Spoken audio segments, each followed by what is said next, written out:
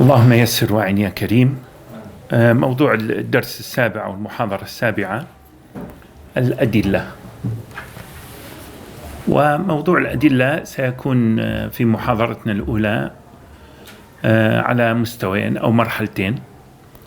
الموضوع الأول حول مفهوم الأدلة، ثم نبدأ بالدليل الأول القرآن الكريم، ثم المحاضرة الثامنة ستكون في السنة. حين نقول الأدلة في علم أصول الفقه، من المؤكد أنه يستحضر المعهود الذهني للدليل، مفهوم الدليل، دله على الشيء أشار به إليه، ودله على المطلوب والمراد عرفه به وبينه له. فلا يخرج مفهوم الدليل في أصول الفقه عن هذا المجمل المعنى، ولكن فيه دقائق وتفاصيل تتعلق بتفكير المكلفين على مستوى الاجتهاد وعلى مستوى الفهم. غالب الذين يدرسون علم أصول الفقه يستحضرون فقط الاجتهاد والاستنباط. علم أصول الفقه ينفع في هذا الاستنباط، وينفع في الفتوى، إنزال الحكم على واقعي، وينفع في كيف يتلقى المكلف العلم والفهم في العلم للشرائع والأحكام. فحين نقول الدليل في اللغة من باب الدال على الشيء الموصل له، الموصل إليه، مثل دلالة الحروف على معانيها، مرتبطة معها بنفسها مع بعضها بكلمات ثم بجملة تدل على معنى. الإشارات فيها دلالة، ولكن المطلوب في علم أصول الفقه دلالة الألفاظ على المعاني تحديدا. هذا المطلوب في أصول الفقه أو في علم التفكير الإسلامي. وطبعا هنا يدخل في هذا الأمر بالضرورة معهود العرب زمن النزول، ما العرب كقومية، وإنما العرب زمن النزول هو اللسان الذي خاطب الإنسانية به الله عز وجل. فالله عز وجل خاطب الإنسانية بلسان عربي مبين، قال إنا أنزلناه قرآنا عربيا، ليس عربي القوم والنسب والكذا، لا، عربي اللسان وليس اللغة. اللغة مفردات، ولكن اللسان التراكيب في الخطاب للدلالة على معنى. هذا المعنى بوصفه مرتبط بالنص بالدليل، هذا المطلوب في الأدلة، بحث الأدلة. هذا هو المطلوب في بحث الأدلة. فلذلك أنه حين نقول لسان عربي ميزناه بالنقطة الأولى عن اللغة العربية، أن اللغة العربية مفردات، ولكن اللسان هو الاستعمال. كيف كان العرب يتلقون القرآن، كيف يتخاطبون مع بعضهم زمن النزول. وزمن النزول حدده العلماء الذي متعارف عليه ويعتد به إلى تقريبا 150 هجرية في المدن، و250 هجرية سنة هجرية في الأطراف البوادي وكذا، لأنه أحفظ لمعهود التخاطب.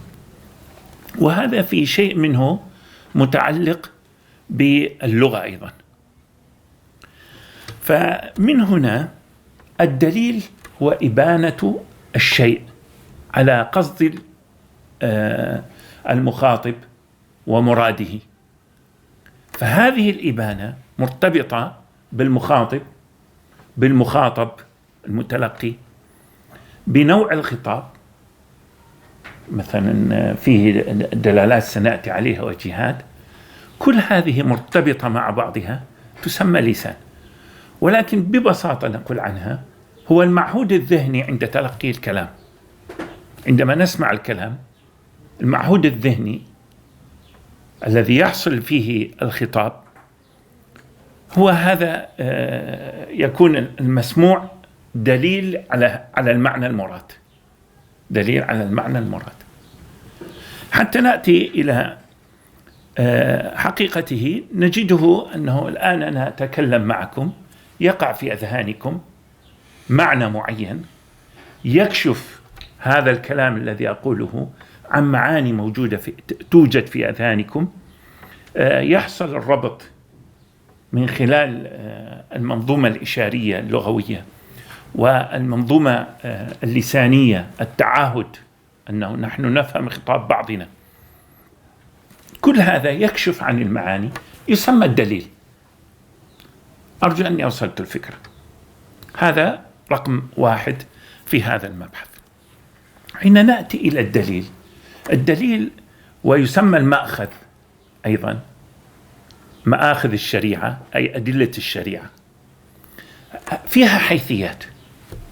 الحيثية الأولى من حيث الأخذ، الحيثية الثانية من حيث التعامل، الحيثية الثالثة من حيث الاتباع. فهناك 3 حيثيات، طبعا هناك أكثر، ولكن نحن في الابتداء نذكر هذه الحيثيات للفت النظر وأن يكون تفكيرنا عميق، حتى ننتقل من التفكير البدهي أو التفكير البسيط إلى التفكير نوعا ما فيه شيء من فك التعقيد. بدون فك التعقيد، بدون التعمق، لا يمكن أن يرتقي التفكير. يعني مثل لعب الأثقال، يعني اللي ما يتمرن على الأوزان الخفيفة لا يستطيع أن يصل للأوزان الثقيلة.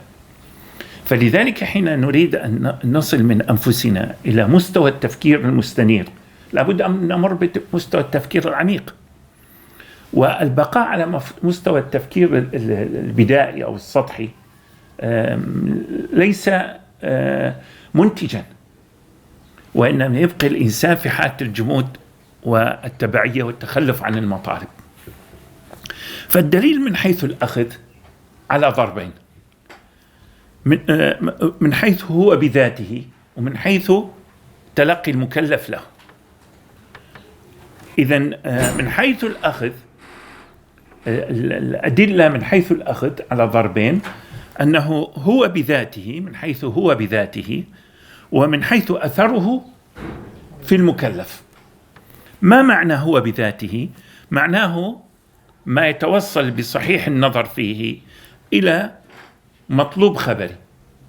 يعني حين نسمع أو لامستم النساء، من ننظر في هذه الآية بصحيح النظر نصل إلى حكم: السارق والسارقة فاقطعوا أيديهما، فاعلم أنه لا إله إلا الله، إنما أعظكم بواحدة أن تقوموا لله مثنى وفردا. حين نسمع هذا الخبر أو الخطاب بصحيح النظر، بالتفكير الصحيح فيه، نصل إلى معرفة المطلوب الخبري كحكم. فهذا المراد بذاته، هذا المراد بذاته، ولكن أن يكون على سبيل الإتقان، أن يتقن الأخذ، يتقن الفهم، وليس مجرد معلومات تمر في الذهن. ونضع المسألة دائما نقول المسألة فيها قولان، ليس هكذا، وإنما هذا لا يكون الفهم مسألة فيها قولان، وإنما الذي يكون الفهم أن نصل إلى المطلوب الخبري الذي جاء في النص. سنأتي إلى تفاصيل أخرى، لكن أنا الآن أجدول الحالة، يعني أعمل هيكلية لترتيب الذهن في عملية التفكير. أما من حيث أثره في المكلف، فمعناه الحجة التي أقامها الخبر على اعتبار المطلوب أو ما توصلنا إليه حكم، أنه توصلنا إلى حكم تلقيناه بالنسبة لنا، أنه هذا حكم بالنسبة لنا. من حيث ذاته قلنا أنه مطلوب خبري، لابد أن نتقنه في الفهم. زي من حيث نحن لابد أن نأخذه على سبيل حكم شرعي نتبناه ونلتزم به على سبيل الإيقان. الأولى الإتقان، الثانية الإيقان. الأولى التعلم والفهم والوعي، الثانية الإيمان. فإذا من حيث فهذا حين نتلقى الحكم الشرعي من حيث هو بذاته ومن حيث حجيته على المكلف، هنا يكون الآخذ أنا وأنت والآخر إما مجتهد أو متعلم من المجتهد توفرت عنده أدوات الفهم، هكذا لا بد من ذلك، أو أن يكون هذا الإنسان منفذ وما يتبع ذلك. فلذلك قال المتلقى بالاستنباط أو الفهم أنه حكم شرعي، سواء كانت دلالته تفيد القطع أو الظن. يعني الدلالة الحكم قطعي لو ظني، هو في كل الأحوال أنت عليك أن تأخذه على وجه ما توفر عندك من قناعة به ملتزما بذلك.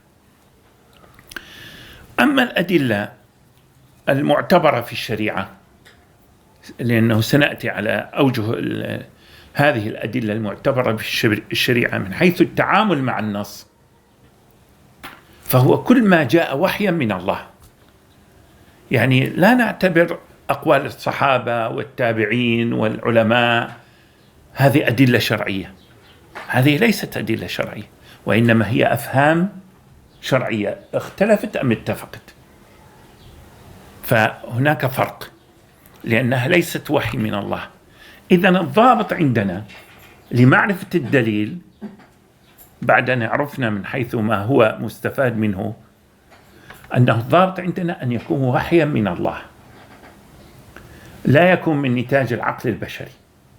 الاجتهاد من نتاج عقل بشري يصيب ويخطئ، ولكن هذا النتاج البشري منضبط بالوحي، فلذلك حين أصاب له أجران وحين أخطأ له أجر، لأنه انضبط بقواعد الوحي بالوحي. فلذلك هنا سيكون عندنا هذا النص الشرعي سيكون له جناحان: جناح نقل محض، وجناح متعلق بالعقل هو المعقول، ولكن كلاهما مرتبط بإيش؟ بالوحي، بالنقل. نعم، أحسنت. فأحدهما يرجع إلى النقل المحض ويرجع الآخر إلى الرأي المحض. هنا الرأي المحض ما معناها أنه العقل أنتج هذا الرأي، وإنما معناه هو معقول النص، النص فيه معقول. لذلك الدلالة تقسم: منطوق النص، مفهوم النص، الأمارة، إلزام النص. إلزام النص هو المعقول، دلالة الالتزام، ولذلك يقول دلالة التضمن، دلالة الاقتضاء، دلالة الالتزام. هذا فالدلالات. ولكن دلالة الالتزام فيها جانبان: جانب الأمارات الدالة على غير الموضوع في النص، هذه أمارة عقلية، وهناك العلة النصية ليست العلة المستنبطة.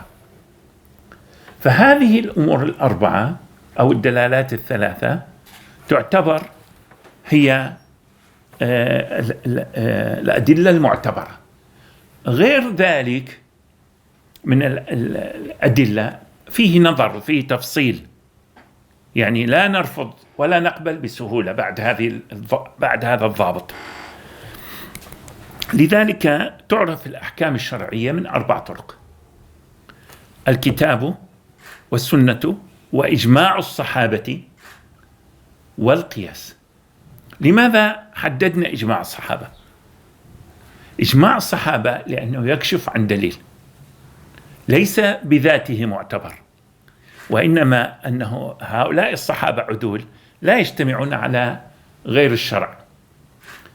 والآن إجماع الصحابة أصبح كله تعرف أدلته، لأن كتب السنة والآثار الآن حققت وضبطت، ويكاد يعني الإجماع يعني لا يذكر كثيرا، في المباحث الفقهية، ولكن هو يبقى دوره فاعل، لأنه ربما نحتاج إليه، لأنه ليس هناك من استقرأ الأدلة وقال استغنينا عن إجماع الصحابة، وإنما الإجماع لا يزال قائم. والقياس ذو العلة الجلية، يعني ليست العلة المستنبطة، يعني نبني على علة مستنبطة علة أخرى. هذا يعني مباحث سندخل فيها بطريقة عقلية ستكون، ليست بطريقة شرعية، لأن العلة هي معقول النص الباعث على التشريع. العلة سبب التشريع، يعني ليس السبب مطلقا كحكم من أحكام الوضع، وإنما سبب التشريع، يعني أن الحكم الذي شرعه الله بين لنا لماذا شرعه. فهكذا المفهوم، وكل جهة منها يسمى دليلا من هذه الجهات الأربعة. لدلالته وإرشاده على المطلوب الخبري الذي هو قصد مراد الله تعالى على الواقع. المطلوب الخبري الإمام الشافعي في كتاب الرسالة والأم يذكره أحيانا، يقول قصد مراد الشارع، يعني يعرف الحكم الشرعي قصد مراد الشارع. من الشارع؟ الله. فقصد مراد الله منا، ما يراد منا، هذا القصد عند الله، والقصد الوجهة أو الغاية. فهنا يكون واجب أو مندوب أو مباح أو مكروه أو سبب أو شرط أو مانع أو ما إلى ذلك. هذا الوجه هو قصد الله عز وجل فيما طلبه منا، هو الحكم الشرعي، ويعرف من الدليل ليعمل به المكلف عبادة لله تعالى بعد العلم به عن طريق النظر والاستدلال. فهنا عرفنا أنه كيفية التعامل مع الأدلة على هذا الوجه. الملمح الأخير في موضوع الأدلة من حيث الاتباع، قلنا من حيث المأخذ الأول، من حيث الأخذ، من حيث التعامل، من حيث الآن الاتباع.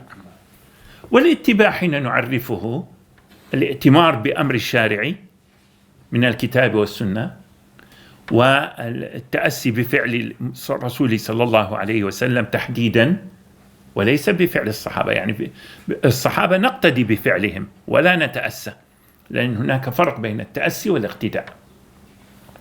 والامتثال لتركه صلى الله عليه وسلم لا لترك غيره. وأما ترك الصحابة والتابعين فنستأنس بذلك، والأولى أن نميل إليه لأنهم أقرب عهدا بالرسول والرسالة، وهم أمناء الرسول صلى الله عليه وسلم ودخلاؤه. إذن هذا المفهوم الاتباع وفق هذا الإطار العام الذي ذكرته، وهو من مباحث أصول الدين. الذي ذكرته ليس من مباحث أصول الفقه مباشرة، وإنما من مباحث أصول الدين. فكلها واجبة الاتباع. الأدلة القطعية والظنية واجبة الاتباع. ما يصح أن نقول هذا دليل ظني لا نأخذ به، والله ثابت بطريق الآحاد. حتى لو كان بطريق الآحاد وظني هو حجة على التفكير وحجة على الفهم، وفيه تفصيل طبعا، فيه تفصيل. القطع الثبوت منها والظني، قطع الدلالة والظني الدلالة، لأنها سبيل الله الذي أمر به طريقا للإيمان به وللإيمان له. هناك فرق بين الإيمان به والإيمان له. الإيمان به إيمان بالله عز وجل أنه موجود حقيقة، الإيمان بأن القرآن حقيقة، محمد حقيقة. الإيمان بالحكم الشرعي هذا الإيمان به. أما الإيمان له الطاعة والالتزام والاتباع. وهذه المسألة مسائل أصول الدين فيها تفصيل آخر. إلى هنا في موضوع الأدلة هناك تعليق أو تبيان شيء، أو أكمل موضوع القرآن الكريم؟ نعم، إذا أكو شيء تفضل أكمل. نعم تفضل. اللغة واللسان. نعم. يعني مرات يعني اللغة نفس اللسان واللسان نفس اللغة. اللغة نفس المعنى. لا ليس معنى واحد. اللغة يعني هي الألفاظ التي وضعت لمعنى، فبها بحث المعاني، بحث الوضع، بحث المعاني، بها هذه المباحث، النقط، الحروف، تركيب الكلمة، صرفها، هذا كله من مباحث اللغة. أما اللسان فهو الخطاب، يعني متعلق بالخطاب. أنا الآن وأنت نتكلم ما باللغة، نحن نستعمل اللغة، ولكن الخطاب بيني وبينك هو اللسان. وكلما صار التفاهم أكثر بيننا هذا هو اللسان. هذا اللسان. أستاذ بالنسبة مثلا لسان العرب لابن منظور هذا اللغة. نعم. ومسمى بلسان العرب. يعني المعاجم اللغوية هذه سميت لغة تجوزا. ليش؟ السبب في ذلك إن مثلا لسان العرب لابن منظور هو ما يذكر الوضع اللغوي فقط، وإنما يذكر الاستعمال، وعنده مذهب في الاستعمال أيضا. يعني ينبغي حين نقرأ لابن منظور نعرف مذهبه الكلامي ومذهبه الفقهي، لأنه هو ينحاز له. ولذلك أنه مثلا لا بد من الذهاب إلى المعاجم الأخرى أيضا، هذا لا للتضعيف به، هو جابر عالم يعني مرجع هو، ولكنه لا للتضعيف وإنما للانتباه البحثي. أرجو أن يأخذ كلامي هكذا وجزاك. نعم تفضل. أستاذ سؤال. نعم. عفوا أستاذ، أنت قلت يعني أن ضابط الدليل أن يكون وحيا. نعم. ولكن القياس هو يعني الاجتهاد. لا هذا مفهوم ليس دقيقا. القياس يرتبط الاجتهاد به. وأولا القياس ليس دليلا قائما بذاته، وإنما يتمحور حول النص، فهو الاجتهاد فيه تطبيق لدلالة النص. أما الاجتهاد فكلمة أوسع، محلها كل المتشابه. يعني المحكم لا يحتاج اجتهاد عند أهل العلم، ولكن المتشابه يشمل الأدلة المتشابهة كلها. أما القياس أو الرأي هذه في الثقافة المعاصرة اضطرب المفهوم نتيجة اختلاط مفهوم الرأي عند بعض المثقفين المعاصرين والمتدينين. اختلط عليهم موضوع الرأي، واستندوا أنه قوم يقيسون الأمور برأيهم ونهى عنهم رسول الله صلى الله عليه وسلم. هذا الرأي الذي هو لا يقوم على أصول شرعية، لا على العلة الجلية، لا على جمع الأدلة، لأنه نحن سنأتي إلى موضوع كيف يستنبط المجتهد. طريقة الاجتهاد سنأتي عليها في محاضرة لاحقة. سنبين بأن المجتهد لا يستعمل عقله كأساس في التفكير، وإنما يستعمل عقله كأداة وآلة للإدراك والعلم والفهم والتفكر. يعني الآن يوجد مقيس عليه، يعني هو مصدر الوحي. نعم، المقيس عليه وحيا لازم يكون. نعم. قيدت الإجماع بإجماع الصحابة. نعم. هذا واقع حال من الاستقراء. أما مفهوم إجماع غيرهم فهذه من الأمور التي اشتبهت على الباحثين وكثير من أهل العلم في موضوع التفريعات، لأن عندنا الاجتهاد 4 مستويات: الاستنباط والتخريج والتفريع والنقل. هذا الاجتهاد. فاختلط البعض عليه موضوع التفريع. مثلا في التفريع ممكن إجماع العلماء المذهب ممكن يكون حجة على المفرع، لأن المفرع مفتي وليس مجتهد. المخرج كذلك في كثير من مسائل التخريج هو مفتي وليس مجتهد. يعني هذه دقائق أنا سابق لأوانها أعطيكم إياها الآن، ولكن ما دام سألت أنا جوابك عليها. أستاذ عفوا 4 مراحل، 4 أنواع حضرتك قلت: المخرج، التفريع، النقل. مستويات الاجتهاد 4: الاستنباط والتخريج والتفريع والنقل. الأول هو المجتهد يعني سواء مسألة أو مطلق، والثاني ربما يخالط الأول، وربما يكون مفتي، وربما يكون مجتهد مذهب. يعني هاي بها تفاصيل، يعني ليس موضوعنا في هذه المحاضرة. نعم، وصلت الفكرة إن شاء الله. الآن نأتي إلى الدليل الأول، القرآن الكريم. طبعا أنا إخواني هذا الكلام الذي أذكره كمحاضرة للفت الانتباه، وأنت تقرأ كتب أصول الفقه، فعليكم بالقراءة بالكتب، يعني لا تعتمدون على محاضرتي فقط، لأن أعطيكم مفاتيح لفت انتباه. لكن أنت، وأريد يعني كما حاول البعض وجزاه الله خيرا أرسل لي خلال الأسبوع تعليق، أنا أريد يعني في التفاعل في هذا الجانب، وأريد انتقاد، يعني لا تسلمون لي، التسليم لي ليس صحيحا، ولكن خذوا بالأدلة بالإقناع، هكذا يعني. الدليل الأول القرآن الكريم. قطعا القرآن الكريم في اللغة مصدر من قرأ يقرأ قرآنا، والقراءة في حقيقتها ضم الحروف إلى بعضها، هكذا كالقرء اجتماع الماء، كالقرء الحيض اجتماع الدم في الرحم، القرء المكتوب قرآنا، ولكن خصت التسمية بكتاب الله عز وجل قرآنا عربيا. نعم، إنا أنزلناه في ليلة القدر، فخص بكتاب المنزل على سيدنا الرسول محمد صلى الله عليه وسلم، الذي هو الآن موجود بين أيدينا بين دفتي المصحف، من بدايته بسم الله الرحمن الرحيم الحمد لله رب العالمين الفاتحة، ثم البقرة آل عمران إلى 114 سورة تنتهي بالناس.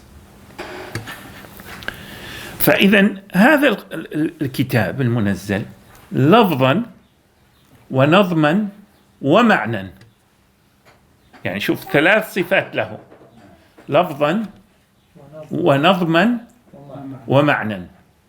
هذا القرآن الكريم بهذه الصفة بلغه النبي صلى الله عليه وسلم للناس، فبلغه سماعا فسمعوه وحفظوه، وأشرف على كتابه، أمرهم بكتابته مسطورا. فلذلك القرآن الكريم تناقلته الأمة شفاها بالسماع، ومسطورا بالرقاع، بالورق والجلد والخشب والحجر وما إلى ذلك، ونقله إلينا جمع غفير لا يدخل الاحتمال بالخطأ عليه. يعني الآن حفاظ القرآن الكريم بالملايين، وهذا في كل زمان. الأمة اهتمت بكتاب الله عز وجل، وتجدهم يهتمون بالإمالة والحرف والفتحة والكسرة، يعني يهتمون بدقائق، بالصوت، بتنغيم القرآن، بلحن القرآن من حيث التجويد له وما إلى ذلك. فإذا القرآن الكريم لا يتأتى إليه الوهم أو الخطأ. حتى القراءات تجد أن القراءات هذه منضبطة ولها أحكامها في علم التفسير وعلوم القرآن الكريم.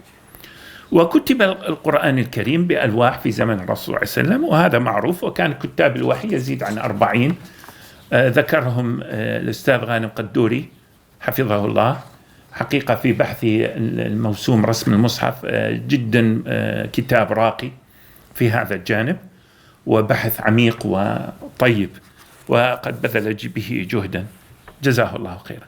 فالقرآن الكريم أساس التشريع، لأنه الوحي من الله لفظا ونظما ومعنى، هكذا. لكن كيف يكون عرفنا لفظا ونظما، كيف يكون معنى من الله؟ لأنه قال بلسان عربي، والرسول صلى الله عليه وسلم بيّن قصد مراد الله عز وجل فيما هو يريد أن يغير به الأعراف والعادات والتقاليد. لأن اللسان إذا كان يأتي إلى قوم، يأتي إلى عاداتهم وتقاليدهم وأعرافهم، فجاء تعامل معها وأثبت منها شيء وطور شيء ولغى شيء وبين أشياء جديدة. إذن هذا المعنى المراد كيف نعرفه من رسول الله صلى الله عليه وسلم كما سنأتي عليه في موضوع السنة، لأنه الله عز وجل قال وأنزلنا إليك الذكر لتبين للناس ما أنزل إليهم من ربهم ولعلهم يتفكرون. فهكذا نزل القرآن الكريم. القرآن الكريم فيه خصائص 5 سنذكرها الآن. الخصيص الأولى أنه كتاب تشريع، وليس كما يفهم البعض الآن في زماننا بأنه كتاب طب وكيمياء وفيزياء وجيولوجيا وما إلى ذلك.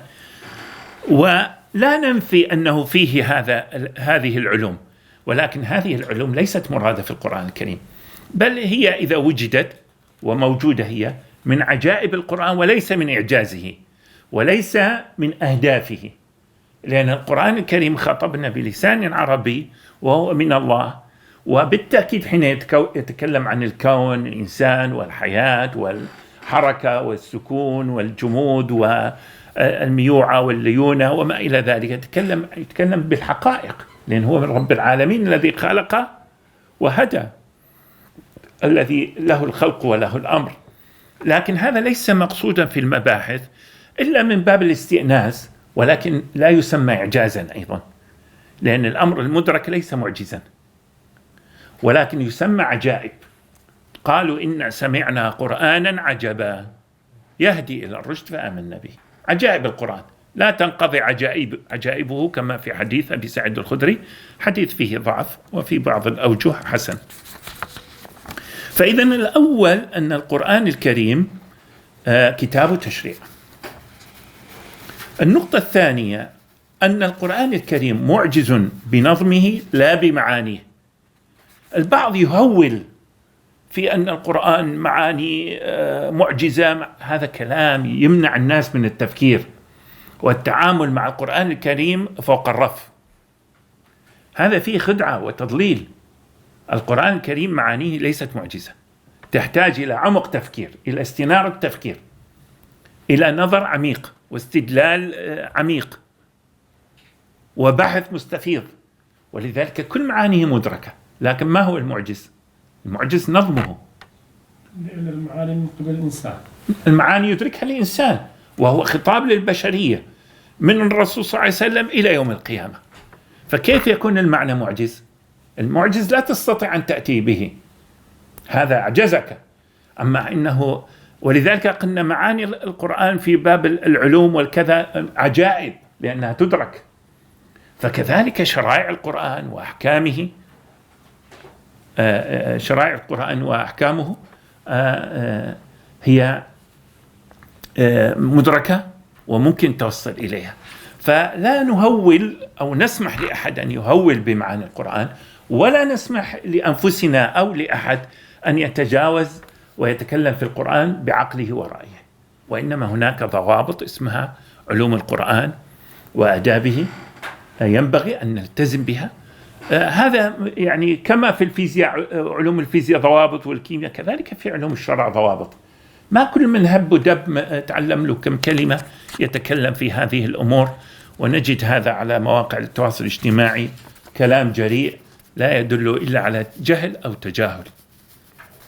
إذن النقطة الثانية أن الإعجاز في نظمه لا في معانيه. الأولى كتاب تشريع لا كتاب علوم جيولوجيا أو علوم مدنية أو ميكانيكية أو ما إلى ذلك. النقطة الثالثة من خصائص القرآن منه آيات محكمات هن أم الكتاب وأخر متشابهات. فالمحكم يعني لا يحتمل التأويل، والمتشابه منه ما يحتمل التأويل في يحتمل أكثر من معنى، وممكن يعني له 3 أوجه ذكرناها، أنه ما يحتمل أكثر من معنى على جهة التساوي كلفظ القرب، جهة التساوي، ولكن المجتهدين يرجحون أحد الأمرين بالقرائن. مثال هذا. الثاني ما يحتمل أكثر من معنى بغير جهة التساوي، كلفظ الصلاة، فالصلاة تأتي على معاني كثيرة: الصلاة الفريضة، الصلاة إقامة الشرع، الصلاة يعني الدعاء، وهكذا. ولكن هذه على معنى من غير جهة التساوي، إنما بحسب السياق، النسق في الخطاب. الثالث المتشابه الذي لا سبيل للعلم به، يعني لا يمكن أن تدركه، ولذلك الله عز وجل بيّن أنه لا تدركه الأبصار، مثل البحث في أسماء الله وصفاته، لا يحيطون به علما، ليس كمثله شيء. هذا متشابه حين يذكر في القرآن لا سبيل للعلم بذاته. ما الفائدة في ذكره؟ الفائدة قرينة تفيدنا في فهم المطلوب. يعني حين يذكر الله عز وجل أن الله شديد العقاب غير ما يذكر الرحمن الرحيم، فهنا شديد العقاب معناه هناك زجر في الموضوع، وحين يذكر غفور رحيم معناه هناك طلب. ما نبحث الذات الإلهية، وإنما نبحث دلالة الاسم والصفة على التشريع وليس على الذات الإلهية، لأن الذات الإلهية قاعدة عندنا، اسم الذات الإلهية لا تدرك الأبصار، ليس كمثله شيء، لا يحيطون به علما، فهو متشابه لا يدركه العقل البشري مهما بذل من الجهد، لأنه فوق العقل. وهذا ليس خلل في القرآن الكريم ولا نقص في الطاقة البشرية، وإنما هذا تقرير واقع أن الأسماء والصفات لا تبحث بما يتعلق بالذات، لأنه قال تفكروا في آثار آيات الله ولا تفكروا في ذات الله لن تقدروا. فهكذا القرآن الكريم. من هذه النقطة الخامسة أنه القرآن الكريم تبيان لكل شيء على جهة الإجمال والعموم والإطلاق، وفيه تفاصيل، فيه تخصيص العموم، تقييد المطلق فيه، ولكن يحتاج إلى جهد. والسنة تبين، وهو موضوع المحاضرة القادمة. قال تعالى: ونزلنا عليك الكتاب تبيانا لكل شيء وهدى ورحمة وبشرى للمسلمين. وصلى الله على سيدنا محمد وعلى آله وصحبه وسلم.